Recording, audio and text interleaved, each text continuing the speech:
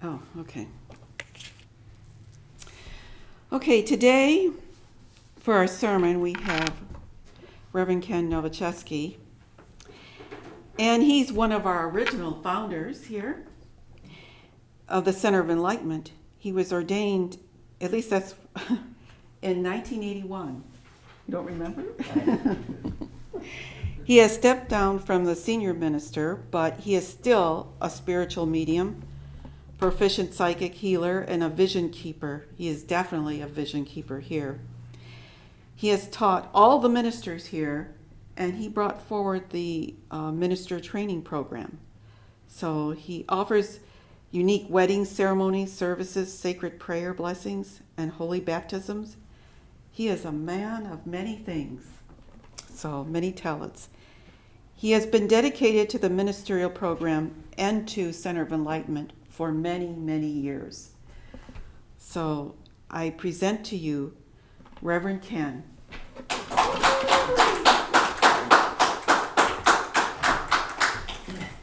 Thank you, Marie. And I had to live up to all that. Jeez. I truly believe humor is one of the best things we have in our lives. So I like to begin with a joke myself, if I could. It seems this young lady's getting married, and both her mother and her future mother-in-law bought the same dress for the wedding. Horrors. So she goes to her future mother-in-law and asks her, would you change your dress? Explains the whole situation. And the mother-in-law says, oh, absolutely not. I paid good money for this dress, and it looks like $1 million on me. I'm wearing it to the wedding.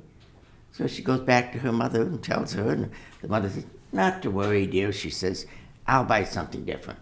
Oh, Mom, I'm so glad you can get your money back. She says, oh, no, I'm keeping the dress. But, Mom, you have nowhere else to wear that dress. Oh, but I do, dear. I'm wearing it to the rehearsal dinner the night before the wedding.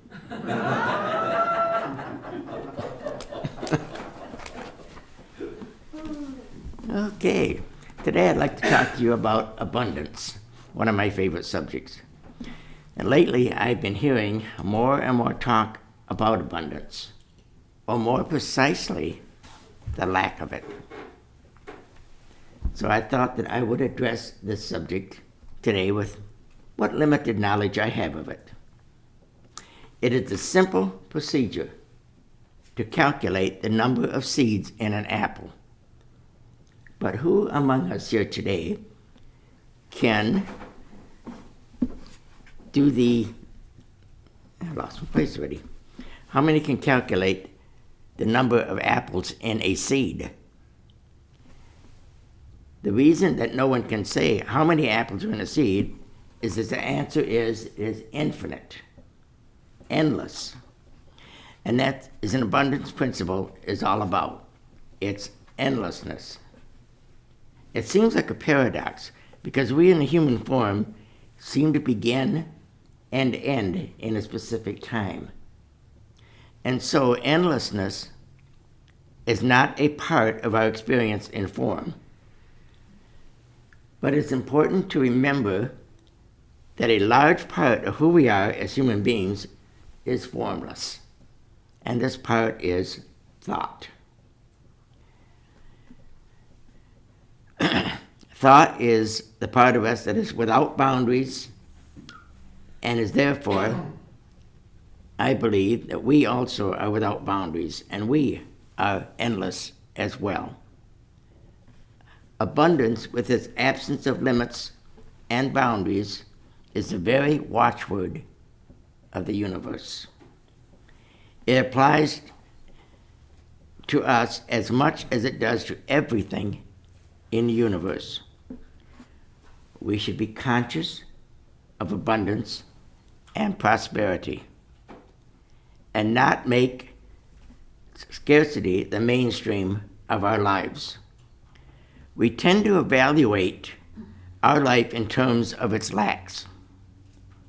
If we dwell on scarcity, we're putting energy into what we do not have, and this continues to be our experience in life.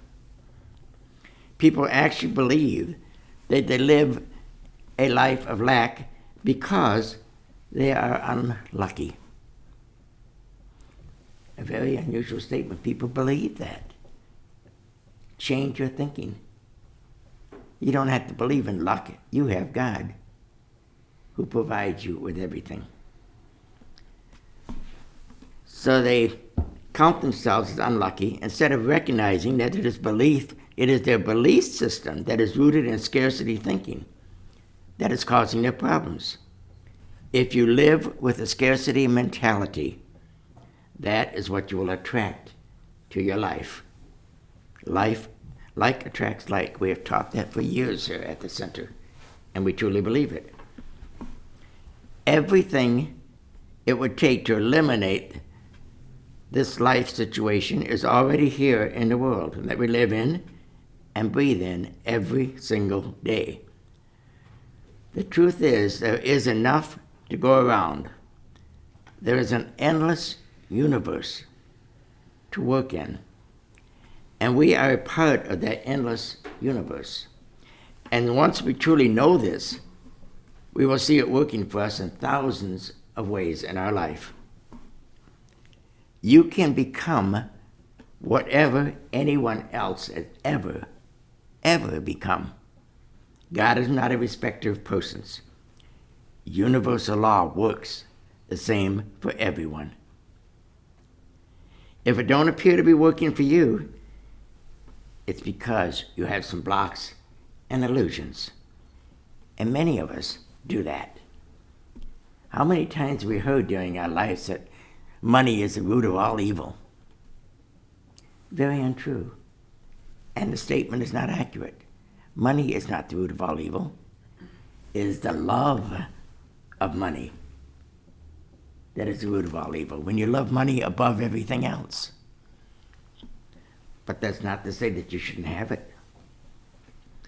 We are entirely responsible for our own success or failure, our happiness or our misery. Many have said, well, how do we get past this scarcity thinking? And I say, the first step to you is by discarding scarcity mentality and give thanks for everything that you are and everything that you have. That's right, give thanks, but not in some meaningless charade. Deeply appreciate the miracle that you are and the fact that you are alive. Make an effort to begin focusing on what you have rather than what you are missing. When you begin to focus on being thankful for all that you have, the water you drink, the sun that warms you, the air you breathe, and everything that is a gift from God, you will be using your thoughts or your entire essence to dwell on abundance. When you are focused on the miracle that you are, you cannot be focused on what you are not.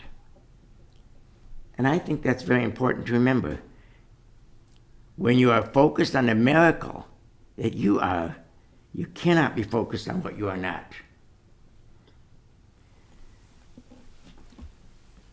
And what is the magic word there? Focus. Focus on the miracle you are. And as you practice being thankful, expand the list of things that you are thankful for. Sometimes people go blank at that. What am I thankful for? And they gotta think, and they gotta think. Be thankful for your friends, your family, your clothes, your food, any money that you have, all your possessions, every single thing that has come to your life for you to use while you are here. Every single thing. You try to think of the big things. Think of everything in your life. The pencil, the fork, the chair, everything. the roof over your head, the home you live in, the heat that heats your house?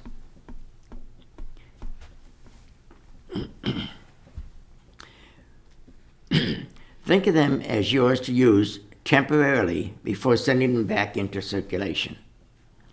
Once you have trained yourself to begin the process of being thankful for everyone and everything, you are on your way towards eliminating a scarcity mentality.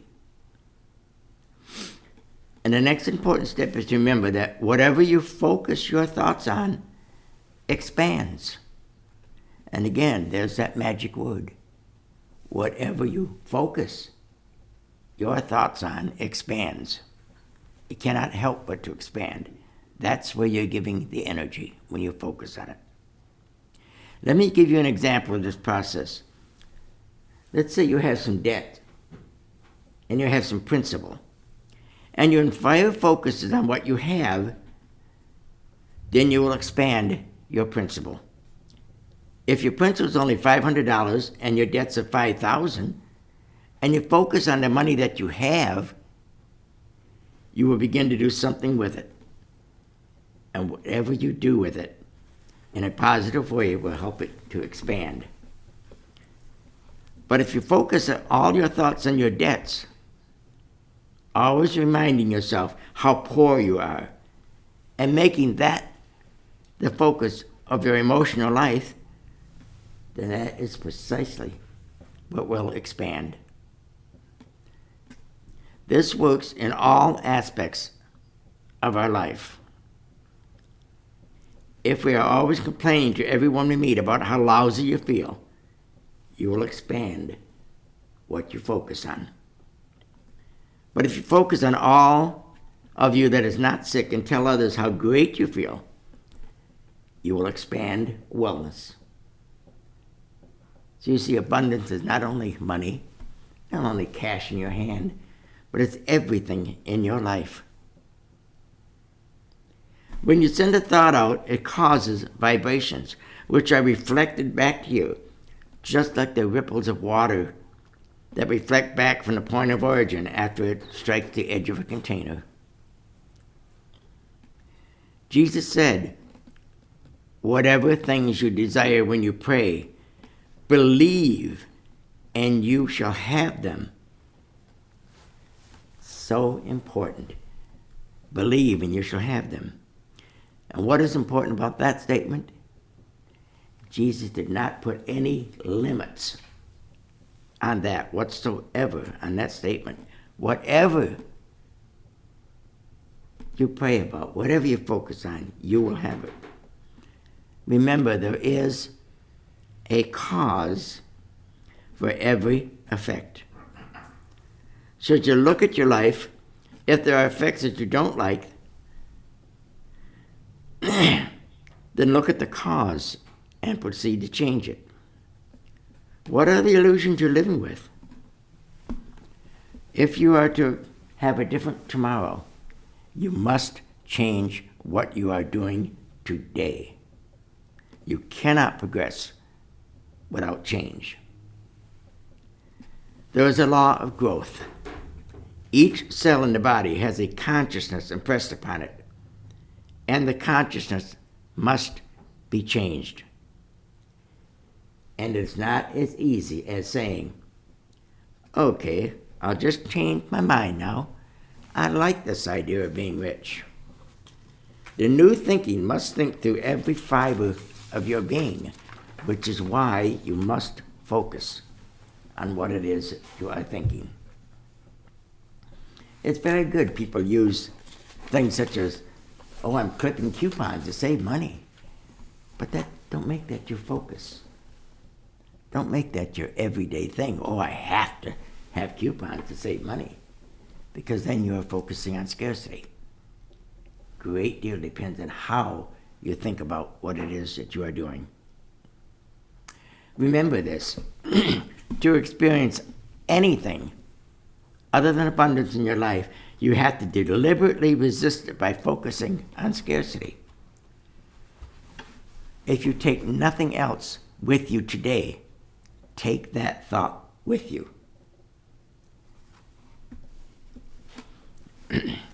If you want to experience abundance in your life, you have to deliberately resist focusing on scarcity. When you live and breathe prosperity with a belief that everything is in huge supply and that we are all entitled to all that we can have, then you start actively treating yourself and others in this fashion. This principle applies to the acquisition of wealth, to personal happiness, to health, to intellectual pursuits, and to everything else in your life. It relates back to the ancient biblical promise, "To him that hath shall more be given," and it truly, truly works. The universe is an incomprehensibly large enterprise, too big for many of us to begin to comprehend from the perspective of our limited bodies. Abundance reigns everywhere. The only limits that we have are those that we encourage with our belief in those limits. The more you believe you are limited, the more limited you will become. Remember that abundance is not only money, everything. Your health, your well-being, your happiness, your misery, whatever it is you focus on is what you will have. So what have you got to lose? Dare to risk. What do you have to risk? Believe. Believe in abundance. And you will see it begin to work for you in thousands and thousands of ways in your life. The universe is ever expanding. It never quits. It's always there for you. We will never run out of what God has given us to use in our lives, in our earth plane. People say we're running low on gold. Nonsense. Gold grows in the ground. If we're running low, more will grow.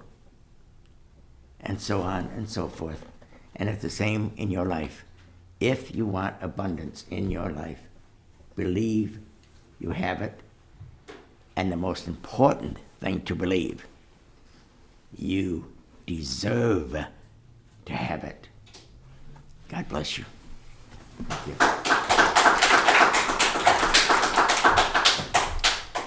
Thank you. And it is truly how we think about abundance that brings it about.